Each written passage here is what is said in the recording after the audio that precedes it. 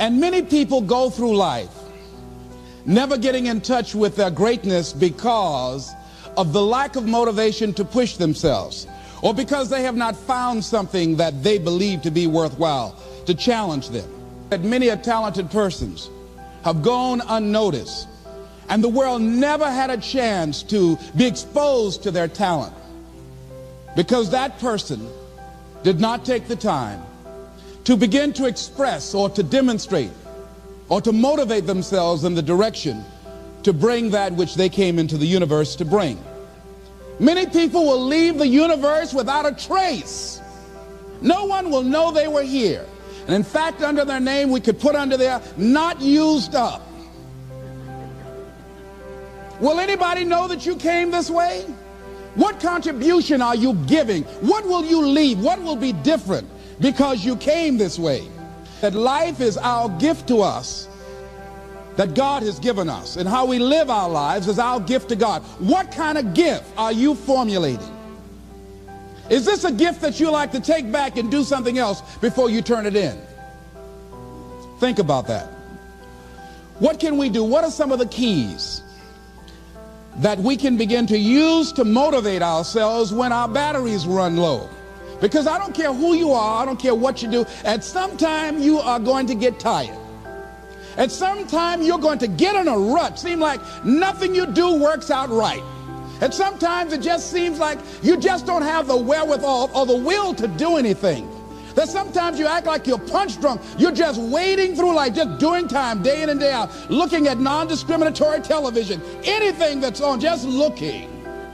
And depressed, feeling powerless, feeling useless, and bored. What do you do? How do you get yourself out of a rut? How do you, when you know you can do more than what you've been doing and you're not doing it and you're discontent with where you are, you get angry at yourself. How do you get out of that rut? How do you motivate yourself? One of the things that we must do is that we must be involved in working on achieving self-mastery. You must work on yourself continuously. Never be satisfied with yourself. Always know that as you invest the effort and time on you, that's the greatest ability that human beings have above animals. See, a dog can't be anything but a dog. Tree can't be anything but a tree. Human being, you've got unlimited potential. You can put effort on you, and by concentrating on you and developing you, you can transform your life wherever you are right now. So you want to work on yourself. You want to read books that inspire you and motivate you. You want to listen to tapes over and over and over again. And I suggest that you listen to tapes when you first get up in the morning. You want to control the spirit of your day. When you first wake up in the morning, your mind is operating at 10.5 wave cycles per second. That's when the subconscious mind is most impressionable. Whatever you hear in the first 20 minutes when you wake up, that will affect the spirit of your day. When you listen to tapes, listen with relaxed belief, believing that this can happen for you. And by listening to them, listen to them over and over and over again, and you will get a breakthrough. You can listen to the same tape for months, and all of a sudden you hear something you never heard before. It have a special meaning for you. Or read the same book over again, and you find some special insight. You said, I can't believe I didn't see that the first time. So you want to be involved in developing yourself. Most people won't do that. Most people won't take that kind of effort and invest that kind of energy in themselves, because they will fall prey to that conversation within. Oh, don't do that. You don't have time. You're too busy. You're too caught up in the rat race. Most people won't do that. Well, they won't take time to go to lectures. They won't take time to go to seminars. They won't take time to go to classes to improve themselves. And as you continue to work on yourself, you will begin to expand your vision of yourself. You'll begin to work towards self-mastery. And you will begin to see it reflect itself in all the dimensions of your life, your mental life, your physical life, your social life, in your relationships, your monetary life. So concentrate on developing yourself. Because if you don't, I guarantee you that you will make a settlement. And most people have. And most of us already have. What kind of settlement have you made with your life? Many of us are making in-life settlement. We're settling for less than what we actually deserve. We don't feel good about it, but we make it work in our minds. We'll come up with some kind of excuse to make it all right. What kind of settlement have you made with your life? Many of us settle for less than what we want out of relationships because we don't have the courage to change them. The next thing is, in order to begin to find some keys to self-motivation to drive yourself, in addition to working on yourself, and as you work on yourself, you feel good about yourself, and as you feel better about yourself, you treat yourself differently. Develop a health plan. See, you can't feel well and do well if you don't have good health. You can't perform if you don't have your health. Your health is valuable. Develop a health plan. A plan that you will follow, because this is the only vehicle that you have to carry you through this experience called life.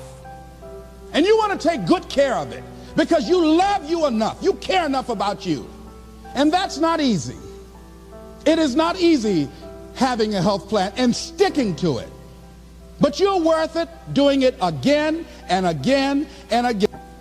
Next thing is, as you take care of yourself, the next key is keys to motivation, to self-motivation. You want to live life with energy and passion. You want to make a conscious effort to be lively. See, in life, you either saying hello or goodbye. You either on the way or in the way. You want to be happy. You got a lot to be thankful for. But you watch some of the faces around you every day. And I tell you, some of these faces, they will put you in a depressed state of mind. So you want to avoid these kind of faces. When you see them coming, turn your head. The things that you say to yourself, you want to watch them, and in watching them, you want to take charge. So you've got to learn to stand up to yourself inside yourself and short circuit, override that conversation that's always going on. 85% of what that conversation will tell you is negative. It's negative. It will tell you you're tired when you really are not tired. It will tell you you can't do it. It will fill you with fear. So you've got to watch that conversation. And when you find it going on, you've got to stand up to it and say, I'm going to do this anyhow. I'm afraid, but I'm afraid not to do it. And I'm not going to let you stop me. The biggest challenge that you will have in life is you. There's an old African proverb that says, if there's no enemy within, the enemy outside can do us no harm. The next thing that is a key to self-motivation is that you've got to ask yourself, what do I want out of life? What do you want out of life? What do you want out of a job? What do you want out of a career? What do you want out of a relationship? What do you want? What gives you your life? How will you know when you got it? What will make you happy? You need to know. You need to start asking yourself some questions. What do I really, really, truly want? You need to be exact about that. Don't be vague. Oh, I just want to be happy. That's too vague. What will make you happy? How will you know when you got it? Zero in on it. Be exact. Be specific. And as you do that, that will stimulate that superconscious mind, or the reticular activating system of your mind, that will begin to find those things, to identify with it.